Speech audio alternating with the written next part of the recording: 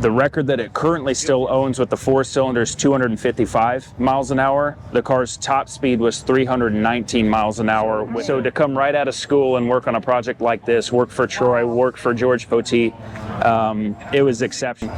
Middle of the night time, third shift, where we could bring the car in and test lots of aerodynamic things on it. I tell you what, everybody, it's probably going to be 1 or 2 shows throughout the whole year that you're going to find Rad Rides by Troy having a booth. And he's got the Blowfish here. All right, everybody. Yeah, watch yourself on the edge here, because that's where all the water's coming out. Like I said, it's nice and wet out here. I'm here with Adam. Dude, how's it going? Good. Yep. Enjoying the rain? I bet you are. I mean, we love seeing the Ford out here. Yeah. It's phenomenal. It's received so much attention. Yeah.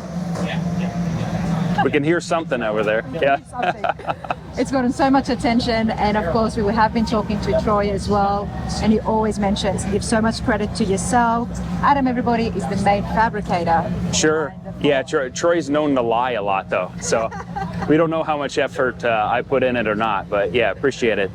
36 has got a lot of attention over in the show, and fortunate to get a celebrity pick from Corky Coker, and really pleased that he did that. Excellent award, and honored to get that. So love that. You know, one of the things that Troy mentioned, and I wanted to ask you about, is that he said you were behind the vision, so that Adam had the vision.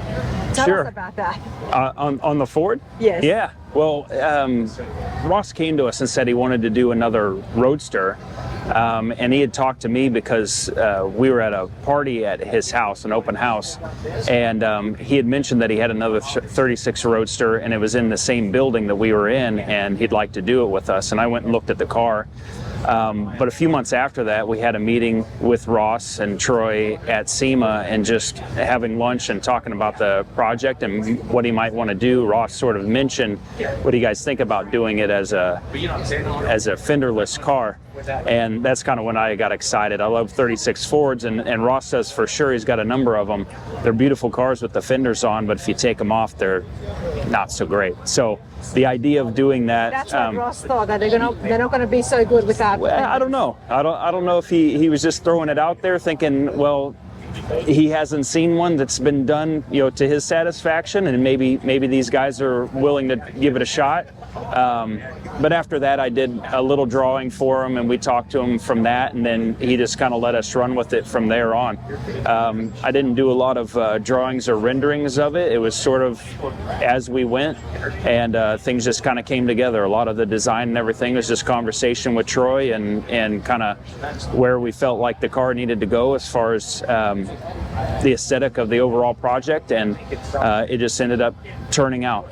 Dumb luck, maybe. Yeah. Dumb luck. Well, dumb luck. Everybody, there is a detailed video where we had a look at the Ford, and it's phenomenal. And like I said, one of my favorite things is definitely that roof.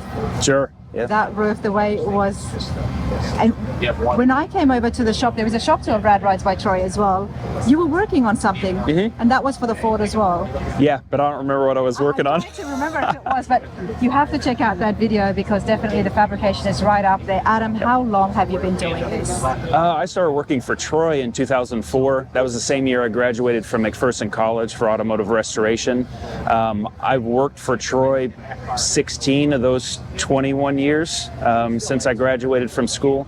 I worked with them for a couple of years right out of school. I went back to Kansas, where I'm from, where all of my family's from, for a number of years, but I've been back there for probably 13 or 14 years now. Oh, yeah. Wow. Yep. So I've known them for 20 some years. It's been a long war. Yeah. It's been a long war.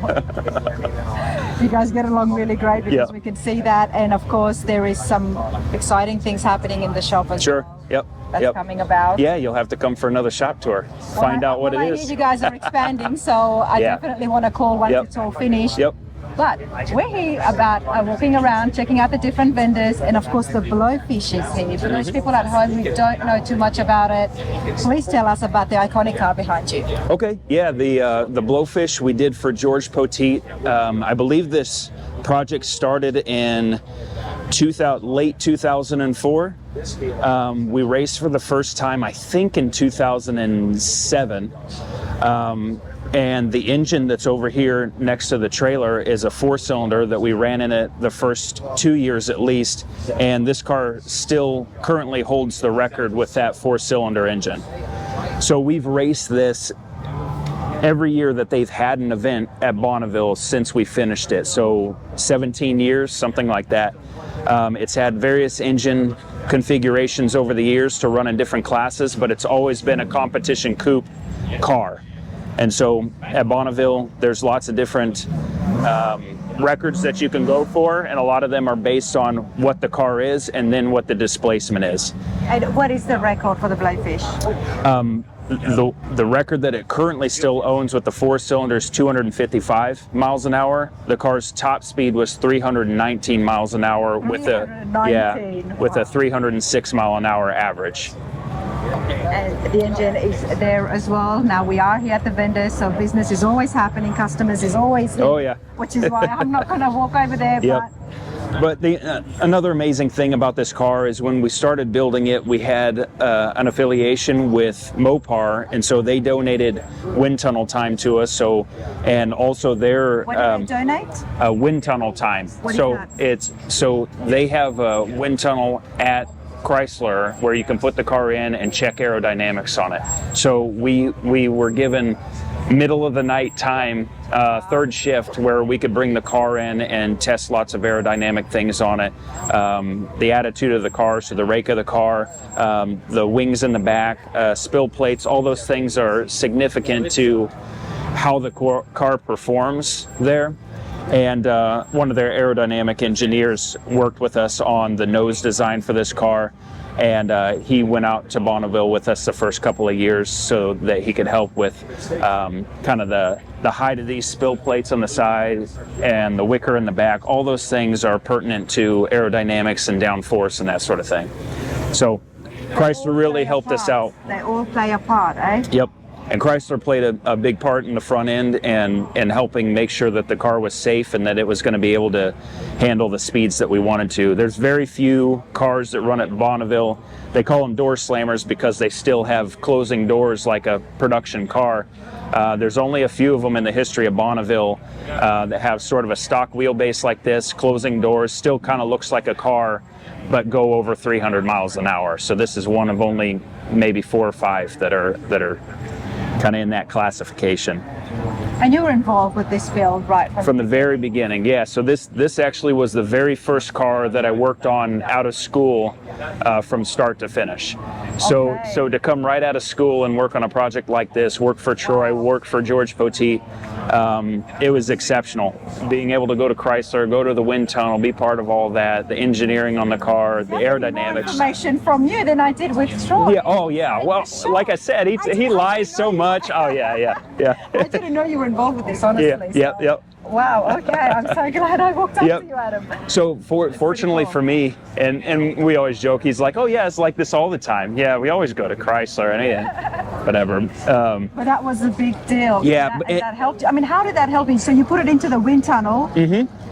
What assessment made you think, okay, this needs to come? Yeah, they do all sorts of things there. So Chrysler uses their wind tunnel primarily for acoustics on the car. So aerodynamic things on the car create wind noise and that sort of thing. So that's a lot of what they do for production cars. When you're talking about their race program, then you're talking about like top fuel drag bodies and things like that Chrysler or Mopar was involved with over the years. And so the aerodynamics are sort of the same regardless of what the vehicle is. And so in this case, you scan frontal surface area, that tells you what the frontal surface is, and then they have lots of sensors and that sort of thing underneath the car that tell you how much downforce there is, how stable the car is. And so we can change the attitude of the car, so how low is the front versus the back, how tall is the wicker on the back for downforce, and also the shape of this nose. We worked with their aerodynamicists to help us determine what that is, so we have as little high pressure area in the front here as possible. And so that's why the air inlet is where it is, because we have this high pressure area that's forcing air in. You know, the fabrication here would have been so difficult, just the way it is coming down and meeting with, I mean, can I say the fenders at the bottom? Sure, yeah. Yep. Yep. The way it wraps around. The way it wraps around.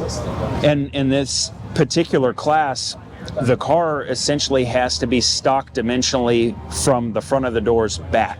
So you can do lots of things aerodynamically in the front, but from the cowl or the doors back, it has to be stock. And you can chop the top, but it has to be an even chop. And then there's certain things that it has to have for the sake of safety. So the roof rails and some of those things aerodynamically, they have to have them. So technically you can't take this out onto the street and go for a drive. We can't. No. No. It's not licensed yet. Yeah. Can we turn it on? No. No. No. No. Fair enough. Right now. Ask. Yeah. Yeah. In fact, I don't even know if I could. I think we damaged this engine when we raced last year, and so it can't. I was going to ask, when was the last time? We raced last August with the Blowfish, and we've raced. Like I said, we've raced every year that they've had an event since we built it, except for this year. So Troy got injured earlier in the year. That created some issues in the shop, just with division of labor between different projects and that sort of thing. And we just didn't have the time to devote to this car this year. More than likely, we'll be out again next year and ready to go for another record. What was the time last year?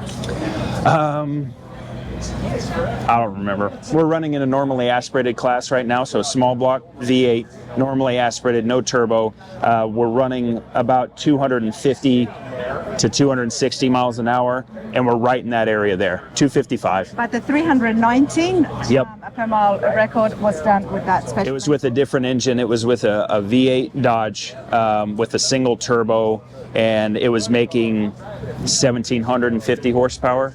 Yeah. Wow. Yep. Wow. And that was a number of years ago. That's been 10 years ago that we got that record.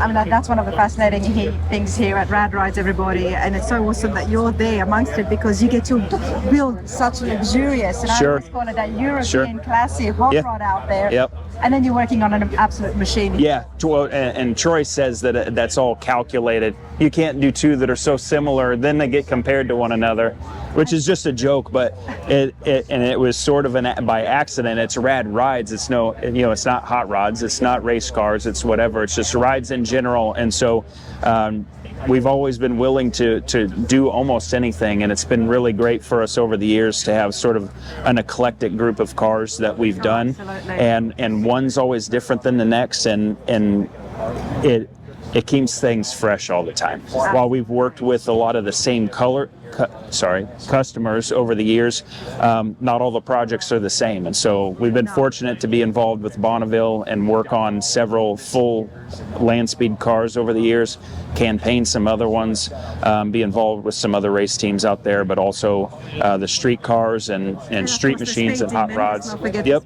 And Troy was heavily involved with that car for a number of years. Yep. And that is the fastest piston powered car in the world. Yep. And George Poteet that we built this car for, I mean, he's gone over 400 miles an hour more times than all other people at Bonneville combined.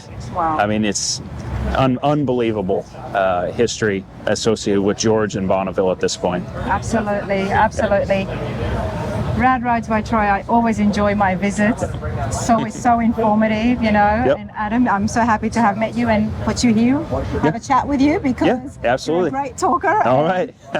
Troy, move aside. I don't think I'll be needing you anymore. Oh yeah, we never needed him. Yeah. Continue on with the vendors, everybody. All right, thank you. Mate. Yep.